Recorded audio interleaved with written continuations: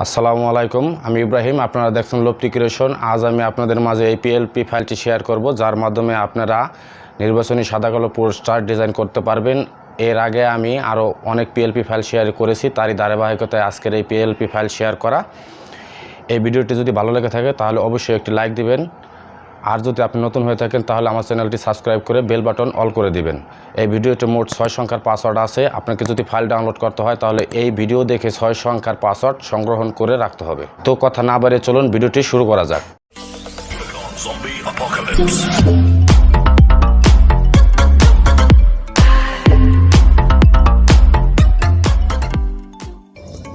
ফাইলটি ডাউনলোড করার জন্য আমাদের দেওয়া ভিডিও ডিসক্রিপশন বক্স চেক করলে ওইখানে ফাইল ডাউনলোড করার জন্য একটি লিঙ্ক পাইবেন। লিঙ্কের উপর ক্লিক করার সাথে সাথে আপনার সামনে এরকম একটি ইন্টারফেস শো করবে। তো এখানে যা লেখা আছে লেখাগুলো পড়ে টিক চিহ্ন দিয়ে ভিডিও দেখে আপনি যে 6 সংখ্যার পাসওয়ার্ড সংরক্ষণ করেছিলেন এখানে সাবমিট করবেন। সাবমিট করার পরেই আপনি ফাইলটি ডাউনলোড করতে পারবেন।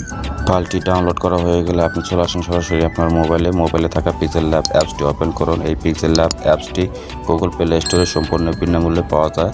pixelLab অ্যাপ ওপেন করার সাথে সাথে আপনার সামনে এরকম একটি ইন্টারফেস শো করবে। এইবার এইখানে ডিলিট প্রেস করে এই লেখাটিকে ডিলিট করে দিন। ডিলিট করে দেওয়ার পর উপরে থাকা এই থ্রি ডটে ক্লিক করুন। থ্রি ডটে ক্লিক করার পর দেখুন নিচের দিকে লেখা আছে ওপেন পিএলপি নামে একটি অপশন, এইখানে ক্লিক করুন। এইখানে ক্লিক করার পরে এইবার দেখুন লক্ষ্য করে বাঁদিকে লেখা আছে .plp, এই .plpতে ক্লিক করুন। .plpতে ক্লিক করার পরে এইবার আপনি যেহেতু ফাইলটি ডাউনলোড করেছেন অবশ্যই ডাউনলোড ফোল্ডারে ফাইলটি আছে, তাই আমরা খুঁজে নেব ফাইলটি কোথায় আছে। খুঁজে নেওয়ার জন্য আমরা এখানে ক্লিক করব। এখানে ক্লিক করার পরে আমরা ডাউনলোড ফোল্ডারটি সিলেক্ট করব। ডাউনলোড ফোল্ডারটি সিলেক্ট করার পরে দেখুন আপনি যে ফাইলটি ডাউনলোড করেছেন এই ফাইলটি এখানে শো করছে।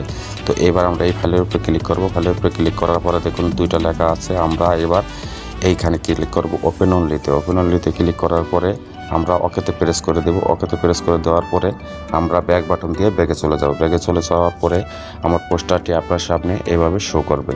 তো শো করার পরে এবার আপনি এই ছবি পরিবর্তন করার জন্য উপরে এই লেয়ারে ক্লিক করুন। লেয়ারে ক্লিক করার পর এবার দেখুন নিচে কোনখানে ছবিটি আছে, ছবিটি একদম নিচে দেওয়া আছে। ছবিটি আনলক করে দিন। লক অবস্থায় আছে। আনলক করে দেওয়ার পরে এবার আপনি ছবিটিতে ক্লিক করুন। ক্লিক করার পরে এইখানে থাকা এই অপশনটিতে ক্লিক করুন। ক্লিক করে এই যে রিসিলেক্ট নামে একটা অপশন আছে, রিসিলেক্টে গেলে আপনার গ্যালারিতে থাকা অন্যান্য ফাইলগুলো শো করব। তো এখানে আপনার যে ছবিটি পছন্দ সেই ছবিটি বসিয়ে দিন। আমি বোঝানোর জন্য আপনাদের একটি ছবি বসিয়ে দিচ্ছি।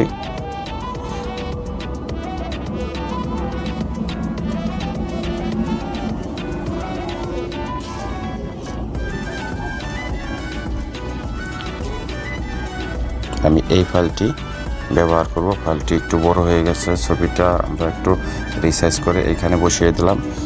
এইবার নাম পরিবর্তন করার জন্য আবার আপনি উপরে এইখানে ক্লিক করুন। এইখানে ক্লিক করার পরে আপনি দেখুন এইখানে এই যে নাম লেখা আছে, নাম লেখাটি লক করা আছে, এই লকটাকে আপনি আনলক করে দিন। আনলক করে দিয়ে এইবার নামের উপর আপনি ডাবল ক্লিক করুন। ডাবল ক্লিক করার পরে আপনার প্রার্থী অথবা আপনার নিজের নাম লিখে এখানে ওকেতে প্রেস করুন। ওকেতে প্রেস করে দেওয়ার পর এই যে এখানে যে মোরকের ছবিটা দেওয়া আছে আপনার প্রার্থী অথবা আপনার যে নির্বাচনী প্রতীক আছে এই প্রতীকটি আপনি চাইলে এখান থেকে চেঞ্জ করে নিতে পারবেন।